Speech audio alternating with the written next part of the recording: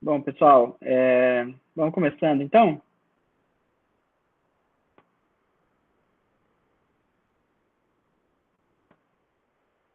Glória, pelo menos você tem que me responder, né? Porque senão... Maísa, tudo bem, não tem problema, tá? Tô Se eu te quiser ouvindo, chamar... tô anotando as Mas, coisas. tá bem. Anotando o quê, Glória? Que nem começou a aula. Eu tô anotando o relatório, o Ah, tá bom, negócio. fazendo o cabeçalho, né? Tá certo, Isso. tá certo. Tá, alguém vai me respondendo, porque eu vou falando com vocês, tá? A Glória, o Nemias, o Estrada, a Aliadne, que participam mais.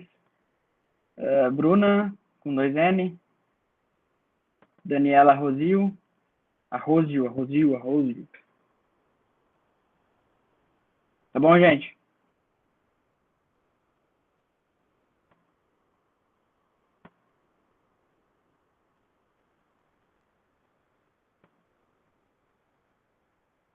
Tá, me confirma, Glória, que vocês estão vendo a minha tela, tá? Sim. Sim, tá. Então, eu recebi hoje, da coordenadora da Contábeis, o dia que eu tenho que passar a prova do quarto trimestre para vocês, tá? E, dado o planejamento que eu tinha feito anteriormente, não vai dar para a gente cumprir tudo. Eu estou devendo uma aula para vocês, né? Que eu disse que ia mandar e não mandei. Então, ó, vocês estão conseguindo ver aqui o que a Professor, gente tinha planejado, né? Oi, quem é? Pode falar. então dessa semana você não postou é a outra aula? Não, Da eu semana não passada, no postei caso. a aula que eu devia, então eu tô dando a aula da semana passada, mas eu vou compensar ela, tá? Eu E vou enviar, mas eu vou avisar, claro. nesse quarto bimestre ainda não tem nenhum relatório. Não, Ah, tá, beleza. beleza? Então, pro quarto bimestre vai ser basicamente 4 aulas, quer dizer. A de hoje é equivalente a essa aula 9, que eu vou puxar ela, eu vou tirar essa aula 8, que eu acho que ela é a mais descartável aqui. E daí, a gente vai ter mais 2 aulas, uma sobre crescimento e desenvolvimento econômico, e uma que eu vou tentar trazer a 12 e a 13 juntas, tá? Eu vou trazer, assim, uma ideia geral de o que são dados econômicos, socioeconômicos, o que a gente pode fazer com eles, e dar um panorama da economia brasileira, assim, nos últimos, sei lá, 20 anos. Vou pensar ainda com calma, mas é tipo isso, assim, sabe? Analisar uma série histórica de dados, só para vocês verem, assim, como que a economia nessa parte mais manejável, sabe? O que a gente pode fazer? Para que serve esses dados econômicos e tal, tá?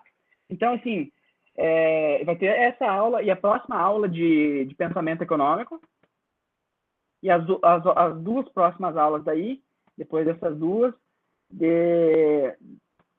uma de crescimento e outra de dados, tá certo? Ô, professor, você mudou a data de entrega da aula 7, que eu acho que não vai conseguir enviar o relatório. Não. Sim, mas eu mudo quando acabar a aula, né, Glória? Ainda não... Não, eu só tô perguntando, professor, Não, calma. claro. Tá. Não, tô calmo, só jeito de falar. Mas eu não vou esquecer, não. Mas se eu esquecer, você me xinga, tá? Tá bom? Tem gente pedindo pra entrar, né? Tô vendo. Tá bom, Glória? Beleza. Pode xingar, se eu esquecer. Então, eu tenho que entregar a prova para vocês no dia 9 e 10 ali, tá? De dezembro. Beleza. Pode xingar. Pode xingar, só não na aula, né? Pode xingar. Se não for muito ofensivo, não ofender minha mãe, por exemplo, minha mãe vai que ela para assistir isso aí, ela vai ficar ofendida. Mas se for para me xingar, é só não xingar na honra do professor, tá tudo certo. Só não xingar na aula também, né? É que xingar é modo de dizer, né? Quem tá falando aí que eu não consigo ver a cara? Nemias. Nemias. Não, é que uma vez escapou um palavrão meu, você já não gostou. Não, palavrão é uma coisa, xingar é outra. Não, foi. Xingar é falar mal, é incomodar. Falar palavrão é falta de educação. Não é verdade? Tá certo. Beleza? Tá, então a gente vai seguir assim, pode ser? Então, eu tô devendo uma aula para você. E daí, tirando essa aula, ainda vai sobrar mais 2 pra gente, tá bom?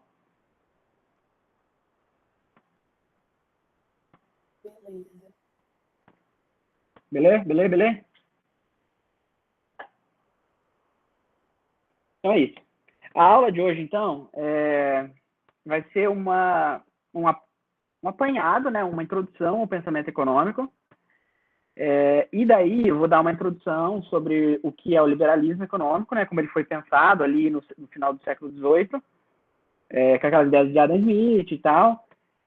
Dar uma contextualizada sobre o contexto histórico, o contexto socioeconômico da época, onde essas ideias liberais afloraram, né, onde elas se desenvolveram. Mas, assim, eu tentei trazer, assim, claro que seria impossível, né, a gente tratar todos esses pensamentos numa aula só, mas eu só trouxe aqui para dar uma contextualizada, para vocês saberem de onde veio para onde foi, sabe? Então, assim, pós-Idade Média, né, na faculdade vocês não têm disciplina de história em contábeis, tem? Não. Não, né? Mas no colégio vocês viram, né? Idade Média e tal. E, assim, o pensamento pós-Idade Média, o pensamento econômico, ele tem o seu primeiro ali exponente com o mercantilismo. Que era o quê? O mercantilismo era um pensamento, um sistema de sociedade que o pessoal acreditava que o acúmulo de metal, né, era a forma de acúmulo de riqueza. Então, assim, quanto mais ouro ou prata ou qualquer coisa, né, a ideia do metalismo, né, a ideia de você acumular metal precioso e tal, era o equivalente a ter riqueza. Então, se eu tivesse um quarto cheio de ouro, eu era considerado rico. Mas se eu não, mesmo eu tendo todo esse ouro do mundo ali e não tendo um prato de comida, não importa que eu tinha ouro, sabe? E foi o grande problema, né? Que foi quando o mercantilismo começou a ser repensado, foi pós a descoberta daqueles tantos ouros lá da América Latina, da América Espanhola, sabe? Peru, do Império Inca, Império Maia, Império Azteca, sabe? Pessoal. Oi? Então o reino espanhol, né, que era o grande colonizador dessa América Espanhola, ele acumulou muito ouro, muita prata, só que ele começou a perceber que esse acúmulo de ouro, ele acabava uma coisa meio sem sentido, né? Porque assim, o ouro você não produz meia, sabe? Você precisa de alguma coisa para dizer que você é rico, né? Não é só você precisa fazer alguma coisa, né? Aí o pessoal começou a repensar, falar assim, mas o ouro não pode ser sinônimo de riqueza, deve ter mais alguma coisa, assim, para medir a riqueza de uma nação. Aí veio os fisiocratas, né? Os fisiocratas acreditavam que a riqueza não estava no ouro, mas a riqueza estava na terra, na produção de alimentos. Eles acreditavam que tudo nascia dali, né? Tudo que era feito depois, comida, produto, sei lá, qualquer coisa, tudo partia dos produtos da terra. Então, para os fisiocratas, a riqueza estava onde? Na produção de agricultura, na produção da agricultura, na terra, né, que a gente fala. E daí depois veio o liberalismo econômico, e começou a pensar, que daí é o pensamento mais contemporâneo, a base do pensamento contemporâneo. O pensamento dos pensadores liberais, que tem o Adam Smith, o Davi Ricardo, o Thomas Malthus também, eles começaram a perceber que, na verdade, a riqueza não estava nem na terra nem no ouro, mas no trabalho, sabe? Se eu dividisse bem o trabalho, se eu organizasse bem a produção, então a riqueza estava ali, sabe? Então, se eu gasto 1 hora para fazer livro e eu gasto 5 horas para limpar chão, é melhor gastar 5 horas fazendo livro e pagar alguém que gasta 1 hora para limpar chão. Então, assim, eu vou ser uma pessoa mais rica se eu gastar o meu tempo fazendo livro, porque eu sou mais produtivo. Entende? Então, assim, o pensamento liberal veio com essa novidade, né, de encontrar no trabalho as causas da riqueza de uma nação. E daí todos os pensadores clássicos, né, compartilham dessa perspectiva. Mesmo Marx, que é tido como o oposto ali do liberalismo, né? Ainda assim, ele compartilha desse pensamento de que o trabalho é fonte da riqueza da nação. Então, é por essa razão que Marx é considerado um pensador clássico, dessa mesma gama que inclui Smith e Davi Ricardo. Certo? Glória? Certo? Tá brava comigo, Glória? Não, tô tentando entender Ei, o que Glória. é Keynes. Tá pensando Esse. no carro aí que você vai dirigir? Não, desses daí eu nunca estudei esse Keynes. Keynesianismo, né? Que é com base no John Maynard Keynes. Uhum. Então, o Keynes, ele é um cara bem contemporâneo, né? Eu pulei muita coisa aqui, então se um especialista de pensamento econômico vier ver essa aula, ele vai ficar queixo caído. Mas o que importa aqui, eu coloquei assim, tentei colocar assim as grandes correntes, né? Os grandes pensadores. Daí o Keynes, ele vem assim, ali pela década de 30, 20, que ele lança aquele livro dele que ficou muito famoso, que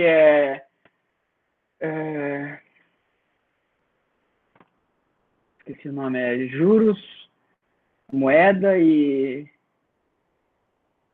ensaio geral lá da moeda, do juros e tal. Que o Keynes, ele foi o cara que começou a parar para pensar assim, falar, ó, beleza, o liberalismo é massa, a livre iniciativa de fato fortalece o capitalismo e faz o capitalismo ser massa, gerar renda e tal, só que o capitalismo sozinho, ele vira uma anarquia se você largar ele.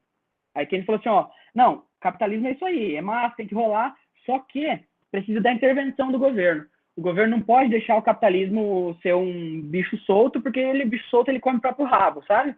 Igual a gente antigamente cortava o rabinho dos cachorros, porque achava que eles iam ficar rodando até morrer. Quem tem cachorro aí? Ô, gente, não deixa falando sozinho mesmo. Eu falei. Tem um gato. Tem um gato. Gato não conta. Gato Professor, desculpa a demora de eu nós. chegar na aula, tá? É que tá correria aqui. Quem que tá falando? Kaique. Daí, Kaique. Firme? Beleza, é que eu tô no horário da noite no serviço ainda, professor, mas semana que vem vai estar de boa. Beleza. Tranquilo. Pessoal, vamos falando comigo aí, senão eu, perdi, tá? Eu só não vou falar muito, porque então, tem que prestar atenção aqui, tá, professor? Mas eu tô ouvindo. Beleza, tranquilo, Kaique. Então aí o Keynes, ele veio com essa ideia assim, falou assim, ó, o capitalismo é bom, é legal, só que ele é uma merda se a gente não cuidar dele. A gente tem que ficar de olho no bicho, porque senão o bicho vai comer o próprio rabo. E daí o Keynes foi o cara, assim, da economia contemporânea. Até hoje, assim, ele é um dos pensadores mais citados, um dos caras mais relevantes do debate econômico. Então, ele pegou e falou assim, não, o capitalismo é bom, beleza, só que tem que ser controlado, tem que ser regulado, porque senão acontece essas crises econômicas, tipo a crise de 20, a de 29, a crise de 2008, subprime e tal. E daí, na verdade, o neoliberalismo, ele é mais ou menos dessa época, mas ele explodiu bastante na década de 90 como uma corrente dominante, né? Então, o neoliberalismo, ele vem retomar todas essas ideias do liberalismo ali do final do século XVIII. O neoliberalismo, ele fala assim, não, o governo só atrapalha. O governo come ali 40% da renda do cidadão, o governo enche o saco, o governo não sei o quê. O negócio é largar o empresariado, porque é o espírito empreendedor que faz a diferença. Tá certo? Assim, de forma bem grosseira, né? É só para vocês terem uma noção do panorama geral. Claro que isso aqui não é um curso de história do pensamento econômico, mas é muito importante que vocês tenham a noção do que é, né? Assim, mais ou menos também, né? Tá certo, Glória? Certo. Certo? Certo. Tá, então isso aqui foi só um panorama geral, assim, para vocês localizarem onde que o liberalismo ali se inclui, né, nessa gama de muitos tipos de pensamentos que já se desenvolveram, né? Assim, e é importante a gente pensar em tudo que é relacionado à ciência, nada nasce do nada, né? Assim, nada é cuspido aí. Tudo é um fruto do acúmulo do pensamento. O liberalismo, ele ali no final do século XVIII, com a obra do Smith, 1776, ele não veio do nada. Ele bebeu muito dos trabalhos dos fisiocratas, os fisiocratas beberam muito dos mercantilistas, e os mercantilistas, assim, claro, beberam muito dos gregos e tal, né? A gente teve um período negro ali na história da humanidade ocidental, ali, que foi a Idade Média, que muito pouco pensamento científico foi desenvolvido, mas que ainda assim, sabe, tudo uma coisa. Não adianta falar assim, fui Nobel de economia, só que e não falar assim, ó,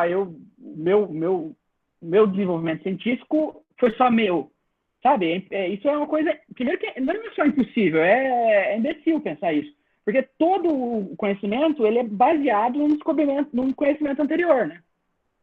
Certo? Então, assim, para contextualizar, então o foco da nossa aula é o liberalismo e a ascensão desse capitalismo que a gente conhece hoje de uma forma bastante específica, né? Mas que nasceu ali na Inglaterra, na mesma época ali, na mesma época do livro do Adam Smith, que a gente vai dar uma olhada por cima aqui, que é A Riqueza das Nações, 1770 e poucos, tá? Final do século XVIII. Então, ó, as 3 revoluções industriais que a gente cita na literatura, foi a revolução do vapor, que foi a grande primeira forma de energia que o ser humano é capaz de manipular, né? Porque até então, beleza, você conseguia botar fogo nas coisas, mas você consegue abraçar o fogo e botar o fogo em um lugar que você quer? Não, é difícil, né? Você não consegue, sei lá, pegar o fogo na mão. Então, o vapor foi a primeira forma de energia que o ser humano conseguiu manipular assim inteiramente, sabe? Aí veio lá o trem a vapor, veio as caldeiras, os negócios lá para fazer os teares. Então, assim, o vapor foi a primeira grande invenção que proporcionou um salto produtivo dos bens de produção exponencial, né, que mudou toda a realidade humana. E daí a segunda revolução industrial veio com o motor a combustão, que é ilustrada pelo Ford, né, o Henry Ford, dos Estados Unidos. Que daí, vocês estão vendo esse carro lindo dele? Ô, Glória, é esse carrinho que você aprendeu na autoescola? Ah, é? É um desse tamanho, quase. Hã? É um pouquinho maior, só um pouquinho. Imagina você Professor, assim. eu fui trabalhar em Terra Rica, o da autoescola fazem um Uno, tá ligado? Aqueles Uno, 87 Tá lá. ligado? É. Aqui é pelo menos. Não, mas agora é um mob. É um mob que tá fazendo. Ah, o mob é bonzinho. Eu tenho um up, sabe? Carro de rico, né? Oi. Carro de rico, né? Sim, salário de professor. E daí você... pra falar. O professor reclama do salário, né? No ensino médio, ia ver no pátio lá da escola, só carro de 100 mil só. Filho, 100 mil pra cima. Brincadeira. Daí tá, beleza. A gente tem, assim, essas grandes 3 revoluções industriais, né? Que a primeira é essa do a vapor e tal. E daí a segunda do motor a combustão, né? Que é uma coisa totalmente distinta do produto a vapor aí. E daí, em terceiro, a gente vem com a revolução da microeletrônica. Todo mundo tem um notebook, né? Se não todo mundo, quase todo mundo, né? Claro que quase ninguém tem um i7. Eu com o i7. Mas aí nem... Né?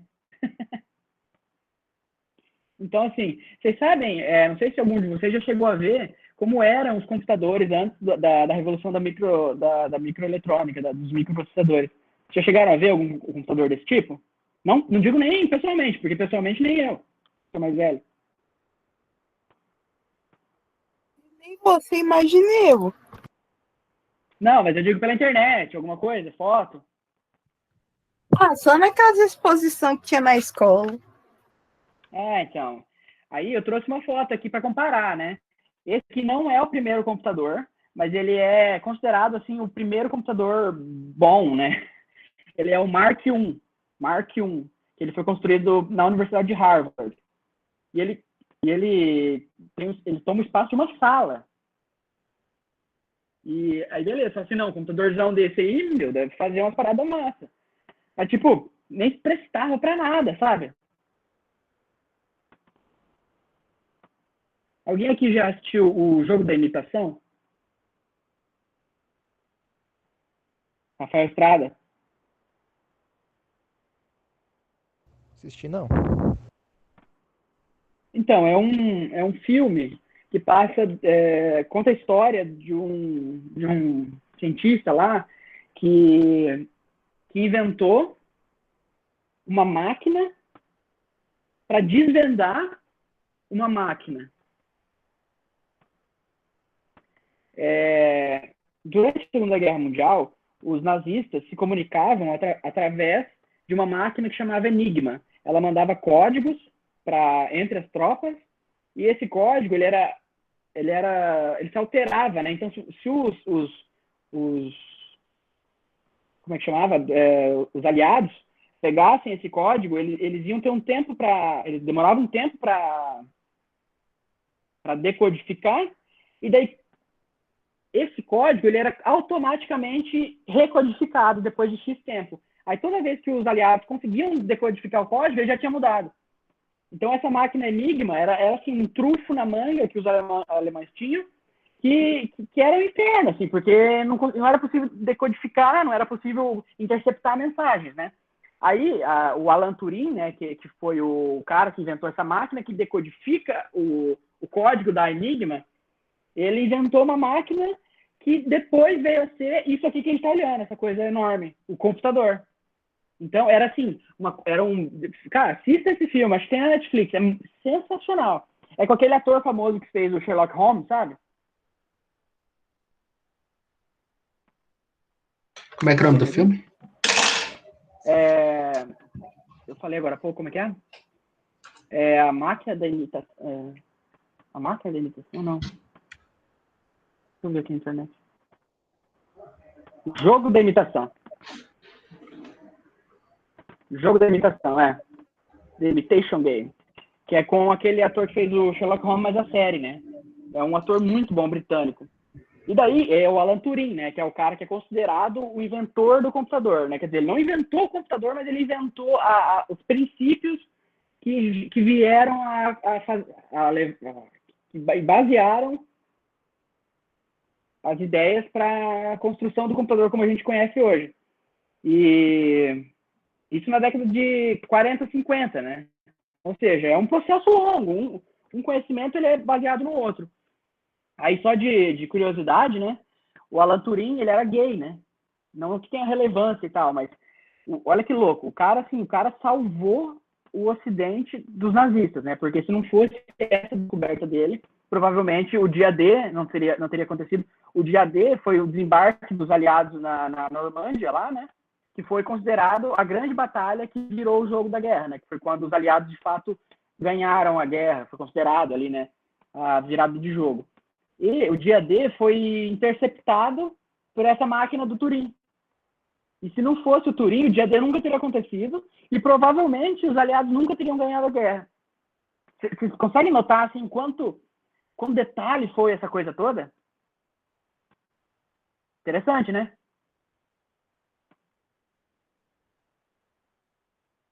Ô, Glória, nem tu. Oxe, não, eu tava escutando, já escutei do dia D em história. Então. Mas o legal do dia D, né, foi aquele desembarque na Normândia e tal, beleza, a gente viu isso. Só que o dia D só aconteceu porque a máquina do Turing interceptou um código da máquina Enigma e conseguiu decodificar. E sabia que os alemães iam estar naquele lugar naquele dia. Né? E daí a máquina do Turing, depois que vocês forem olhar o filme, olhem, por favor, é muito legal. É uma máquina, assim, analógica, sabe? É um monte de roldana, uma coisa assim. Você fala assim, bicho, isso aqui nunca é um computador, sabe? Então é isso. Então, assim, a primeira Revolução Industrial, ela aconteceu num período específico, num lugar específico, por pessoas específicas. E por que aconteceu na Inglaterra, né? E por que aconteceu nesse período, sabe? Daí o Smith lançou o livro A Riqueza das Nações. Ele é escocês, né? Eu coloquei essa foto da estátua dele aqui. É uma estátua que tem em Edimburgo, né? Capital da Escócia. Consegue ver a imagem? Sim.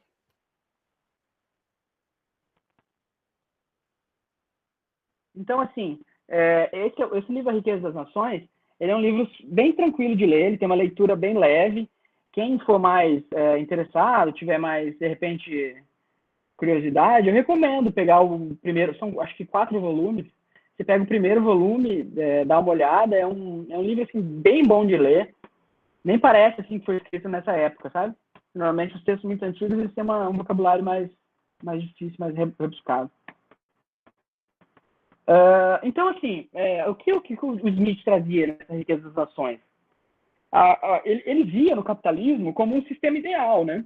Mas para pensar na cabeça do cara. O cara tá lá em 1700 e bolinha. O que ele tinha de referência? Ele tinha de referência, sei lá, uns reis, tipo o Palácio de Versalhes, pós-Revolução Francesa, entendeu? Você tinha uma realidade meio maluca ali, né? Você não tinha muita base para pensar. Você vai pensar, não, beleza, o capitalismo é ruim. É ruim perto do quê, né? Perto do quê? Tem coisa que é horrível. Idade Média, sabe? Feudalismo. Feudalismo é horrível. Então, perto do feudalismo, o capitalismo é maravilhoso mesmo, sabe? Então, o Smith via assim, o capitalismo um sistema ideal. Ele falava, não, ó, dentro do capitalismo todo mundo vai ser rico, porque a produtividade vai aumentar, os preços vão cair para todo mundo. Então, logo, todo mundo vai poder consumir, todo mundo vai poder comer e o bem-estar vai ser generalizado, né? Então, assim, claro, ele tinha razão em parte e tal, só que ele não levou em conta o que ia acontecer, ele sabia, ele quer dizer, ele era um economista, ele não era um vidente, né? Então, assim, a pobreza ela foi generalizada na época, né? A criança era tratada como adulto, né? Eu não tenho, claro, não é minha área de pesquisa, mas as crianças na época elas não eram tratadas, não havia infância, né? Nessa época, a infância no sentido que a gente conhece hoje. O Rafael Estrada, tá me ouvindo? Sim, Rafael Estrada, posso fazer uma pergunta? pode. Rafael, no exército existe a infantaria, certo? Sim, Você sabe me dizer da onde vem o nome infantaria? não sei. Vem de infância. Consegue pensar por quê? Porque é o que vem primeiro? Mas não só, assim, vem de infante, né? O que é um infante? Sei não. Infante é uma criança. E a infantaria, chama infantaria, porque antigamente quem vinha primeiro eram as crianças na guerra. Putz, A ideia é que esse conceito de infância para aprender, para se divertir, não é uma coisa que sempre existiu. As crianças eram tidas como adultos pequenos, né? Não tinha uma mata para criança. Criança era adulto igual. Quer dizer, não era adulto, mas eu digo, era tratado igual gente grande, igual. Então, por isso que as pessoas viviam até 20 e tantos anos, 30 anos. 30 anos já era considerado velho. Certo? Então, entendi. assim, acho interessante a gente pensar, principalmente nisso, que, assim, quando a gente está falando de a gente está fazendo aqui um resgate histórico, né, para tentar compreender o nascimento de um sistema econômico complexíssimo como é o capitalismo. Qual foi a ideologia, qual foi o pensamento da época que baseou o nascimento desse sistema? Só que a gente não pode esquecer que ele foi criado, pensado num período específico. E nesse período específico, as pessoas tinham ideias totalmente diferentes das que a gente tem hoje. Não dá para a gente pensar hoje com a cabeça, dá para a gente pensar sobre aquela realidade com a cabeça que a gente tem hoje, porque era muito diferente, né? Alguém já assistiu Oliver Twist? É um filme que passou muito na Globo. Glória, Oi. já assistiu Oliver Twist? Ah,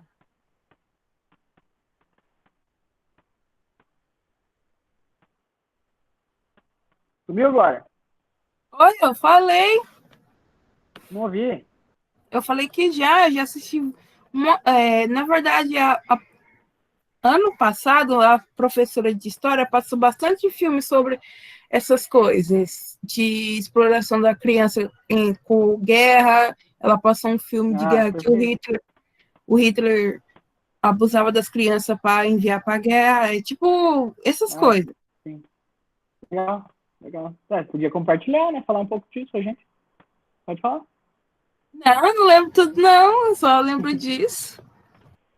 Então, de fato, é algo assim que para a época era algo normal, sabe? Então, assim, claro, se a gente olha com o nosso olhar hoje, século XXI, pensar, criança trabalhando desde pequenininho. Que absurdo. Sim, um absurdo. Mas, para a época, para a realidade, era algo que acontecia. Então, beleza, a gente pode pensar? Pode, mas tem que considerar que para a época era uma coisa diferente, né? Então tá, o grande pilar do sistema capitalista, não precisa ser nenhum gênio para pensar isso, era o capital, né? Porque assim, o capital é algo que sempre existiu, tá? Eu tenho propriedade, eu tenho... alguém já assistiu a série Downton Abbey? Bruna, Aliadne, já assistiu a série Downton Abbey?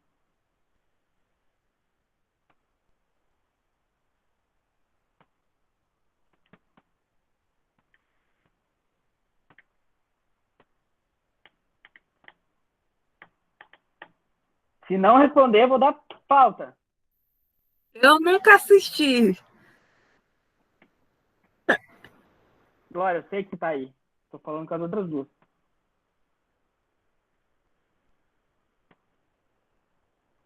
Grosso, né? Desculpa, Glória. Você tá respondendo aqui, desculpa. Tá, beleza. Gente, tem que responder. Quer dizer, às vezes vocês entram aqui na sala e vão embora, né? Pô, sinto meio palhaço falando sozinho. Tá, gente? Então, ó, a série Downton Abbey, ele passa assim, aquela aristocracia inglesa e tal. Aí tem um pedaço da série que o Lorde, né, o chefe da família, ele começa a se deparar com esse nascimento do capitalismo e eles assim têm vastas propriedades, mas sem produzir nada, né? Que eles usam para caçar, para, sei lá, só para ter campo verde de golfe e tal. E daí ele se depara com o nascimento do capitalismo e começa a pensar que fala, eu tenho que produzir, tenho que fazer dinheiro, né? O meu título não me dá mais, não é mais certeza de renda, igual era antigamente. Então, aí ele se depara com essa transição da finalidade, da função do capital, da propriedade, né? Então, no capitalismo, o capital assume um papel de destaque, no qual ele deixa de ser uma coisa por si só, né? Porque até então, você ter uma grande propriedade, você ser um lord e tal, era suficiente. Você ter o que você tem. Mas no sistema capitalista, a necessidade é outra. O capital ele passa a função do capital passa a ser a da reprodução. Então, o capital ele precisa virar alguma coisa para depois ele virar capital mais um pouquinho de capital, que é o principal, talvez, né? Eu não sou especialista em marxismo, mas é o principal achado ali do Marx, né? Que é D se transforma em M, que depois se transforma em D'. Seria dinheiro, depois se transforma em mercadoria, e mercadoria, depois, quando revendida, se transforma em dinheiro, o mesmo dinheiro anterior, mais algum dinheiro. Tá certo? Conseguem entender essa lógica?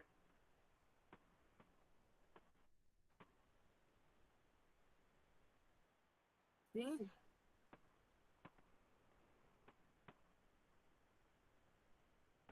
Daniela Rosio, sim. Lucas, boa noite.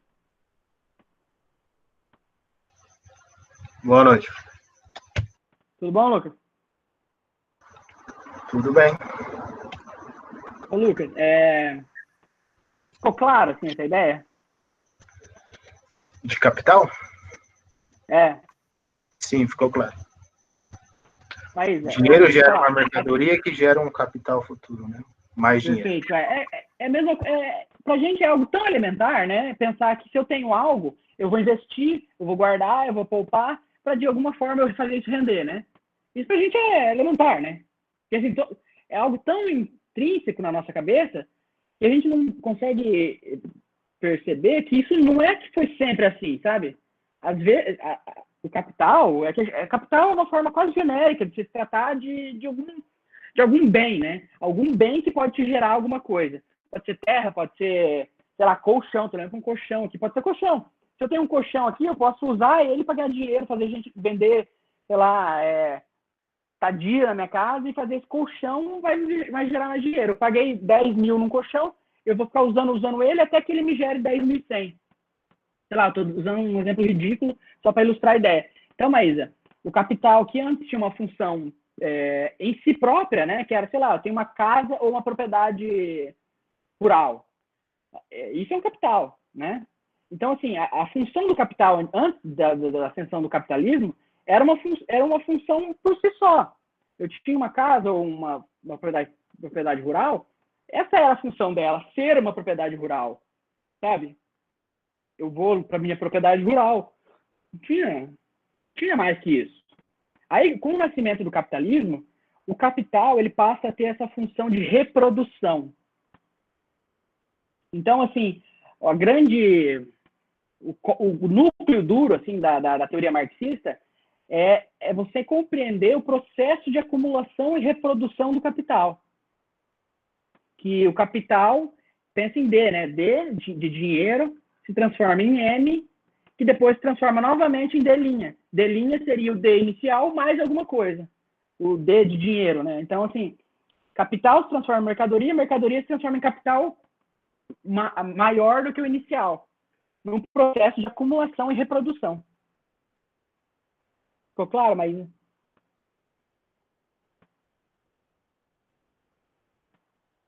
Então é isso, assim, essa lógica, apesar de eu estar citando Marx aqui, é uma lógica generalizada entre os autores clássicos, né? Claro que cada um focava mais numa parte, assim, mas o Marx, se tem um cara que pensou o capitalismo, foi Marx. O cara ele pensou um sistema para depois criticar e depois pensar em algo que ele considerava melhor, né? Mas, assim, se você entender o capitalismo, é Marx, sabe? O cara, assim, destroçou esse sistema que, velho, analisou cada partezinha. Tá, então, e por que o capitalismo nasceu na Inglaterra, sabe? Aí, agora, com base nesse livro aqui, que eu pedi para vocês lerem anteriormente, vocês leram aquele capítulo que eu deixei lá? Não tem problema se não tiver lido, pode ler depois, se quiser também. Ele não era obrigatório, ele era complementar. Estão vendo aqui? Erga a mão. Sim, senhor. Não. Ninguém leu? Sim. Não. Glória, leu? Não, porque a semana tá complicada, cheia de trabalho, professor. Por isso que eu estou deixando para ler depois. Tá bom, tranquilo. Leiam, se vocês tiverem tempo, que é muito legal. Esse, para mim, é o melhor livro de pensamento econômico. Ele é curto, sabe? Ele consegue trazer muito conhecimento em poucas páginas. Acho que esse capítulo que eu deixei deve ter, sei lá, 10 páginas, algo assim. Mas, assim, ele consegue englobar muita coisa legal. Então, assim, aqui, esse livro ele traz 3 fatores que ele considera serem os principais do porquê o capitalismo surgiu na Inglaterra, e não na França, e não na Holanda, e não na Espanha. Primeiro, que é o protestantismo, né? Com a reforma protestante, a Inglaterra criou a igreja anglicana, né? Que é esse cara aqui, o Henrique VIII, sexto, não lembro o número dele, que ele criou a igreja, né? Alguns dizem que era só para casar de novo, né? Alguém já assistiu aquele filme Ana Bolena? A Outra, lembrei. Que é com a Scarlett Johansson. Que com a Natalie Portman. Alguém já assistiu?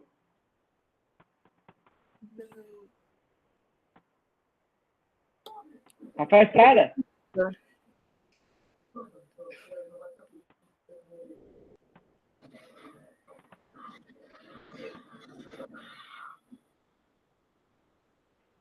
Lucas, já assistiu esse filme? Assisti não, professor. Ô, louco, bicho. Não conheço. Cara. Não tô lembrado. Filmão, bem legal esse filme, cara. Que daí ele conta a história, né, da criação do protestantismo na Inglaterra e também da safadeza que acontecia na corte inglesa e tal. O rei aí pegava todo mundo. Então, assim, mas assim, além do fato do rei ter feito isso para casar, ele acabou que ele livrou o povo dele de alguns dos dogmas da Igreja Católica, né? Entre eles a usura. A usura era o lucro considerado pecado, né? O lucro em excesso, porque a Igreja Católica considerava assim, não, um pouquinho de lucro pode. O que não pode é um lucro exorbitante que faz com que prejudique as outras pessoas. Tanto é que é por esse motivo que os judeus eram odiados ali na Europa desse período. Professor. É o final da Idade Média, sim, Glória. É o final da Idade Média, quando chama a época do Iluminismo, sabe, Glória?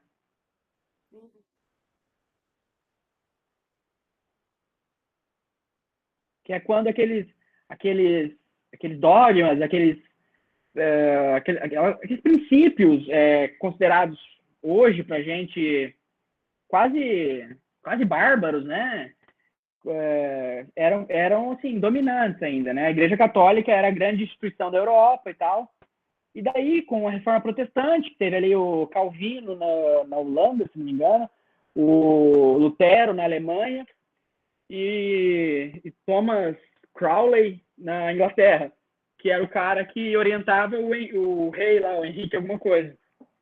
Então, esse processo de Reforma Protestante liberou os ingleses, né, a poderem ter lucro, né? Ou seja, a poderem aumentar o comércio e tal.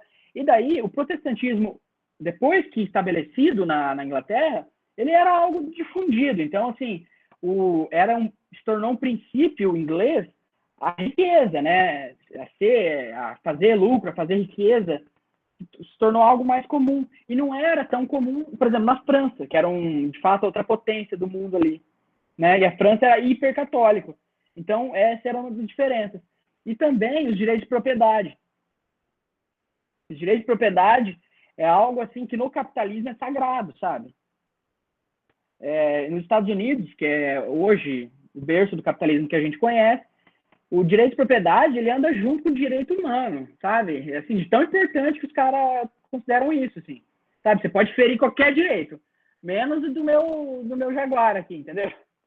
Nos Estados Unidos tem esse nível, assim.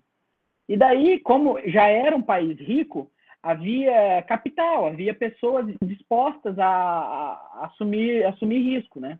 Então, esses são os 3 grandes motivos que o autor traz para dizer, pô, aconteceu o capitalismo na Inglaterra por isso. Tá certo? Aí, são algumas variáveis que eles trazem, né? Os fatores culturais e psicológicos, que daí tem como filosofia o utilitarismo. Isso é sensacional, pensar a filosofia utilitarista, mas eu não sou filósofo, então eu entendo bananas, mas eu gosto bastante. Os caras piravam assim, né? Falavam assim, ó, o ser humano é uma draga. Então, assim, a gente vive basicamente para evitar dor e aumentar prazer. Certo? Faz sentido, não faz? Glória? Faz sentido. Aí o cara fala assim, ó, eu sou um cara aqui que, se depender de mim, trabalhava 0 e zoava 100. Mas sou obrigado a trabalhar, então vou trabalhar o mínimo que eu puder para atingir o que eu quero ter. E o principal desses caras foi o Jeremy Bentham, que era um cara bom, eu ia falar pica, a sala gravada, né? Que horror! Tá? Desculpa. Se é para pagar, depois eu vou editar. Então, assim, ó, o Bentham via todo esforço como doloroso, ruim. E aí eles falavam assim, mano, então os caras têm que passar fome para eles trabalhar, senão ninguém vai trabalhar nessa jossa. Essa era a lógica. E daí eles falavam assim, ó, eu vou pagar... olha, para pensar. E daí foi a lógica de pagar salário baixo. Os caras falavam assim, ó, eu vou pagar salário baixo porque os caras têm que trabalhar bastante. Se eu pagar salário alto, os caras vão trabalhar um pouco e parar. Porque ninguém quer trabalhar. Essa era a lógica do utilitarismo, né, que é a filosofia que embasou o liberalismo ali. né? Então, isso aqui é muito importante. Deixa eu tirar aqui, deixa eu olhar. Aliade, falar contigo, que é a nota 10. Aliade? Tá viva? Aliade, lembra da nossa prova lá? Não sei se foi nessa última ou na primeira, tinha uma questão que falava como que quem determina quem, se é o indivíduo, se é a sociedade, se é as instituições, lembra uma coisa assim? Alguém lembra disso aqui? Rafael, você lembra disso? De influenciar? Isso mesmo. Se as organizações influenciam e são influenciadas. Perfeito, é isso mesmo. Aí, os caras aqui no liberalismo, eles vinham, né, de uma corrente teórica que era ali mercantilista, pós-Idade Média, que chama ética paternalista cristã. Essa ética paternalista cristã acreditava que o ser humano, ele não era um indivíduo solto, né? Ele era um indivíduo parte de algo. Então, assim, se o indivíduo é assim, sei lá, pobre, por exemplo, não é culpa dele. É culpa do meio, não é culpa dele, sabe? E daí essa filosofia utilitarista, liberal, veio para dizer assim, cada um é dono de si, cada um sabe o que faz. Então, assim, chega de falar que as pessoas são coitadinhas, chega de falar que cada um sabe o que faz da vida. E daí eles vieram com essa ideia do indivíduo atômico, atomista. E falar que não é a sociedade que influencia o indivíduo é senhor de si. Faz sentido, não faz?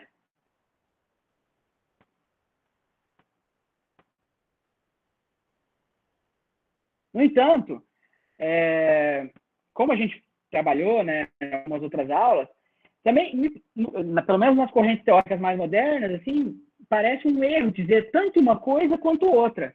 Dizer que, de fato, o indivíduo é um coitadinho, de que né, não é culpa dele, se ele é pobre é culpa da sociedade. Também é errado tanto quanto dizer que o indivíduo é senhor de si 100%, né? Porque, de fato, as pessoas são influenciadas pelo meio que elas vivem. Se elas nasceram na miséria, no chão, no lixo, mano, é foda pra sair dali, né? Não é assim, eu quero ser rico, vou ser rico. Não, se você não teve estudo, se você não teve condição, não é que a sociedade acabou com você, tadinho de você, também não. Não é nenhum nem outro, sabe? As correntes teóricas mais modernas, elas vêm dizer assim, não, calma, cara, é tanto uma coisa quanto outra. E variando do caso, vai ter mais uma intensidade ou mais outra, sabe? Um cara que foi abusado pelo pai, que teve a mãe morta, que nasceu no lixão, sabe? O cara, mano, tipo, tudo deu contra ele. Se o cara der certo, porra, sorte, velho. O cara foi, de fato, iluminado, mas, sabe, não é tanto nenhum nem outro. Existe um pouquinho de cada, sabe? Certo? E daí, essa corrente vinha para contradizer uma coisa que era muito forte na época, e dá para entender, porque era algo muito, muito difundido, de que o indivíduo era produto da sua sociedade e tal. Dá para entender eles pensar o contrário, né? Certo, gente? Então, aí, além dos fatores psicológicos, culturais, também tinha os fatores econômicos. Que eles pensavam, já que a pessoa é dona de si, ela não quer ter dor, ela quer ter só prazer, então o indivíduo vai buscar maximizar tudo, né? Eu, Ivan, sou um cara fudido. Meu único capital é meu carro, certo? O que eu posso fazer? Eu posso ser Uber, posso ser taxista. Ou, se eu não quiser usar o meu capital para isso, eu posso ser professor. Porque o meu capital é o meu conhecimento e minhas mãos. Porque eu não tenho propriedades para trabalhar para mim. Então, os fatores aqui, as crenças econômicas da época, baseadas nessa concepção de indivíduo, diziam assim, as pessoas que não têm capital vão empregar a mão de obra, que é o que ela tem, né, o trabalho, da forma mais eficiente possível. E as pessoas que têm capital vão empregar o seu capital da forma mais eficiente possível. E dessa forma, se o Estado tirar a patota do jogo, todo mundo vai se dar bem. Todo mundo vai aumentar o seu bem-estar, todo mundo vai ser feliz. Certo?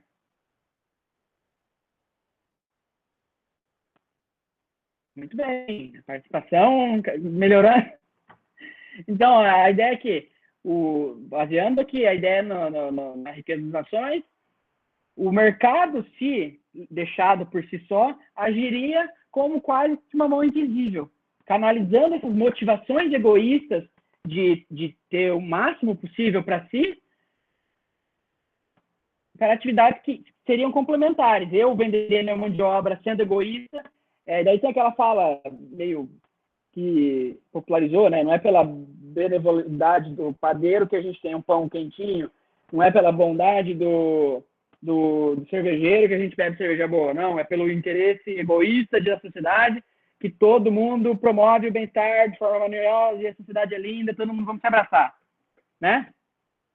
Então essa é a ideia.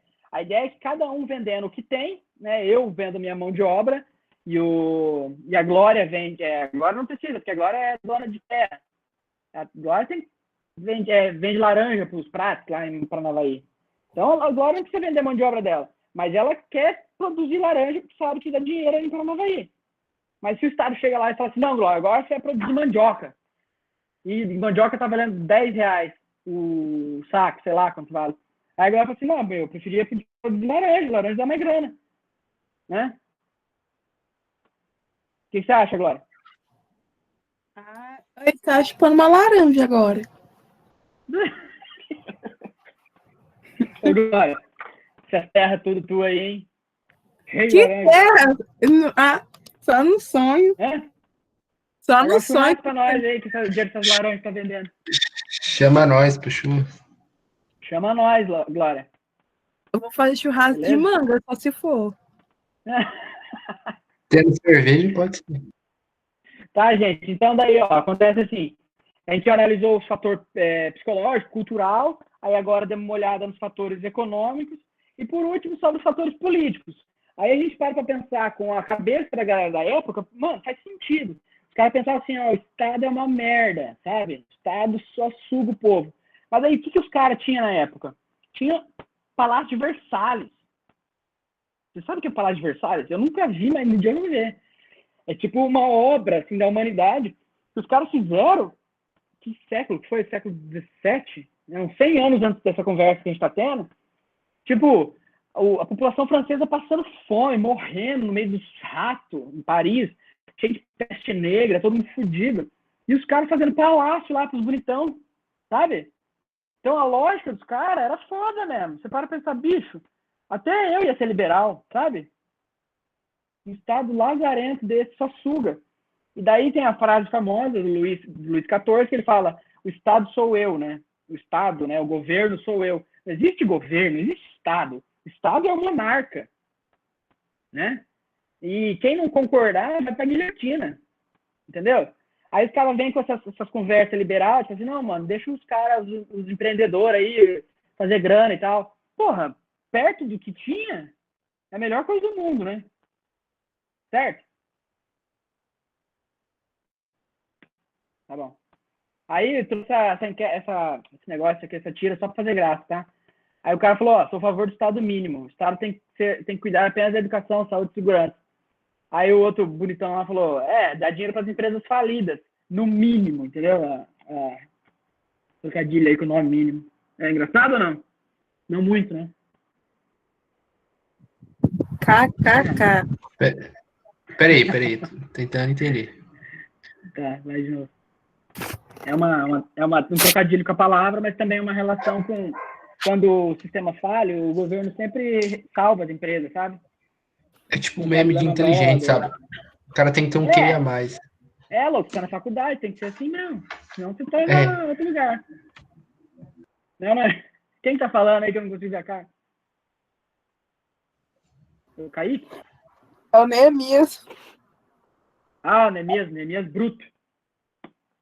Tá, daí, coincidentemente eu tava assistindo os Simpsons ontem, e daí teve essa parte aqui, tá? Não é de Deus. Hã? Eles prevê tudo antes que acontece. Aí ele fala assim, ó, esse episódio passa na Idade Média, né? O feudalismo lá. Daí a Lisa é crítica, fica xingando, porque esse sistema tá errado, não sei o quê. Aí o Homer pega e fala assim, eu já te falei, Lisa, para deixar o feudalismo em paz. É o único sistema que a gente conhece. E a gente não tem escolha sobre isso. E por isso é o melhor de todos. E, assim, é um discurso que a gente ouve sobre o capitalismo, é um discurso que a gente ouve sobre tudo, né? E também faz um sentido ali, sabe? Claro que faz. Pô, o Simpsons é genial, né? Não tem nem o que falar. Mas é engraçado, né? Porque, assim, ele fala de outro sistema, de outra realidade, mas que tá falando do que a gente fala hoje, né? Então, assim, só uma pincelada sobre o capitalismo como a gente conhece. Porque o que a gente conhece não é esse capitalismo inglês aí, né? Do século XVIII. O que a gente conhece é o capitalismo norte-americano, das startups, da IBM, dessas grandes corporações, da Monsanto e tal, sabe? Não é isso.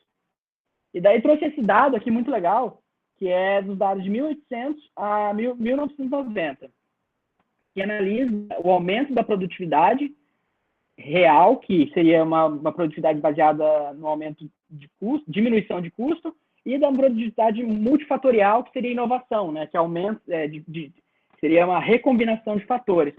E olha como teve um boom, né? Desde que essa ideia de capitalismo nasceu, né? Vocês conseguem ver esse gráfico e ver como é um crescimento exponencial?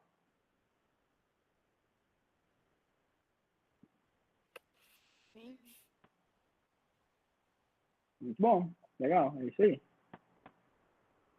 Então, as empresas mais valiosas do mundo, né?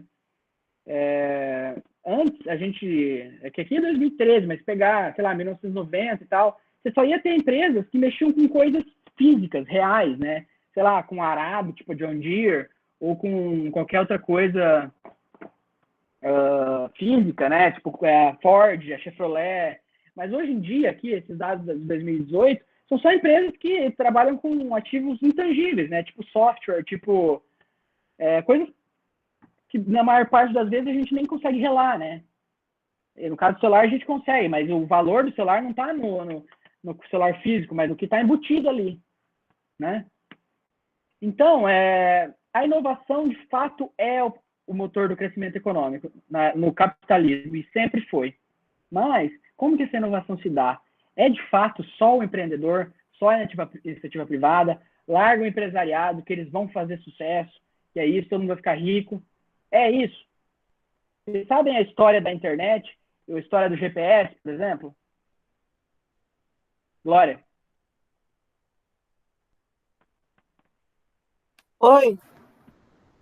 O GPS foi inventado pelo Estado, pelo exército norte-americano, certo? Por causa das guerras, os soldados precisavam se achar bem, saber onde está, um satélite lá e tal. E hoje ele é usado em todos os celulares, certo? E a gente tem isso como uma... Se você para pensar e tal, fala assim, não, é tudo inovador, empresariado e tal. Mas é assim? Não necessariamente. A internet, por exemplo, também, ela nasceu na DARPA, que foi um sistema usado, assim como a Enigma na Segunda Guerra Mundial, foi usado na época da Guerra Fria para trocar mensagens entre quartéis generais e tal, sem ser interceptado pelos soviéticos. E depois essa internet foi evoluindo e virou a internet que a gente conhece hoje. Mas foi também inventado pelo Estado, pelo governo, e não pela iniciativa privada. Eu só trouxe isso aqui, não é para dizer assim, o Estado é foda, esquece o resto. Também não. Os dois têm o seu papel. Só que o risco que o Estado pode ter, muitas vezes, o empreendedor privado não pode, sabe? Ele não tem esse pente todo para queimar, sabe? Igual tem o Estado. Então, o Estado pode investir ali 10, 20 anos em algo que pode não dar nada. Mas eu, que tenho ali minha renda limitada, não posso. E muitas dessas coisas que são investidas 10, 20 anos, que às vezes não dá nada, uma dessas coisas pode ser a internet, uma dessas coisas pode ser o GPS, sabe? Então, assim, o Estado, às vezes, ele assume riscos que transformam o próprio capitalismo que o empreendedor privado jamais poderia. Não por mal, mas porque simplesmente não é da sua essência. Certo? Gente, beleza? Beleza. Beleza? Então a aula é essa hoje, tá? Tranquilo? Tranquilinho, né? Tranquilo. Show de bola, Tranquila amigo. a aula. Show de Ô, bola. Glória, você interrompeu no meio, hein? Tô falando assim que tranquila é a aula, né? Sempre é tranquila a aula. Então, porque eu sou um doce, um amor, né? Ih, sério. Não sou, né, mesmo? Como é que é? Oxe, fala que não, por ver. Como é que é? Só não fala que comigo o dia de jogo de São Paulo e Grêmio. É mesmo, vai falar que é um amor que dia vai ser o jogo? Oi? Ô, Ney, que dia vai ser o jogo? Senhor, é final de dezembro. Acho que é dia 16 e dia 23 de Beleza, vou te dezembro. mandar um zap aí depois dos 3-0 do primeiro jogo. Só sobre São Paulo, né, senhor? Vamos ver. Vamos ver, né? Bater no Não posso Cuiabá é fazer fácil, né? aluno. Oi? Bater no Cuiabá é fácil, né? Cuiabá é líder da Série B, rapaz. Respeita o Cuiabá. E o Flamengo? Flamengo, técnico novo, timinho. Freguês. Freguesia. Beleza, então, gente, ó. Tudo certo, tô Falou. devendo uma aula pra vocês, tá? Vou mandar o quanto antes. Ó, lembrando pra você trocar a data lá do relatório que você mandou eu lembrar. Pode deixar, Glória, obrigado, vou trocar sim. Beleza, gente? Tchau, tchau. Tchau.